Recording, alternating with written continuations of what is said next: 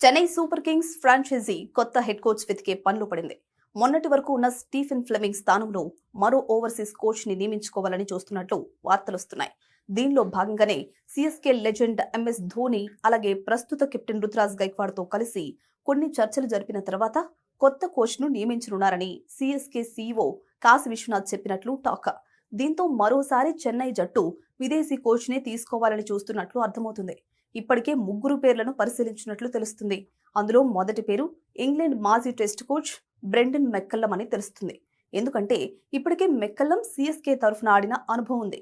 అలాగే ఐపీఎల్లో కేకేఆర్ కు కూడా కోచ్ గా పనిచేసిన అనుభవం ఉంది. ఇక మాజీ ప్లేయర్ కావడంతో జట్టులో కూడా ఈజీగా కలిసిపోయే అవకాశం ఉంది. అందువల్ల మెక్కల్లం మొదటి చాయిస్ గా ఉండనున్నాడు. ఇక రెండవ కోచ్ మైక్ హస్సీ. ఇప్పటికే చెన్నై జట్టులో అసిస్టెంట్ కోచ్ గా ఉన్న హస్సీ 2018లో బ్యాటింగ్ కోచ్ గా నియమితులైనప్పటి నుంచి జట్టుతోనే పనిచేస్తున్నారు. దీంతో అతడికి కూడా ప్రమోషన్ వచ్చే అవకాశం ఉన్నట్లు తెలుస్తుంది. అయితే ఇటీవలే Stephen Fleming England test coach గా చేరిన నేపథ్యంలో జాతీయ జట్టులో తనకు సహాయంగా ఉండాలని హస్సీని కోరినట్లు తెలుస్తుంది. మరి హస్సీ ఎలాంటి నిర్ణయం తీసుకుంటాడో చూడాలి.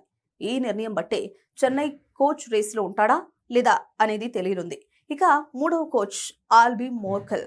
తాజాగా చెన్నై ఫ్రాంచైజీ తమ అనుబంధ జట్లైన జోబర్గ్ సూపర్ కింగ్స్ కి హెడ్ కోచ్ గా ఆల్బీ మోర్కెల్ ని నియమించింది. SA20లో ఇకపై తమ జట్టుకు అతడే తమ హెడ్ కోచ్ అని ప్రకటించిన నేపథ్యంలో ఇక్కడ కూడా అతడికే ఆ బాధ్యత ఇవ్వనున్నారని సమాచారం. దీంతో తమ ఫ్రాంచైజీ కోచ్ కే ఎక్కువ అవకాశం ఉన్నట్లు తెలుస్తుంది.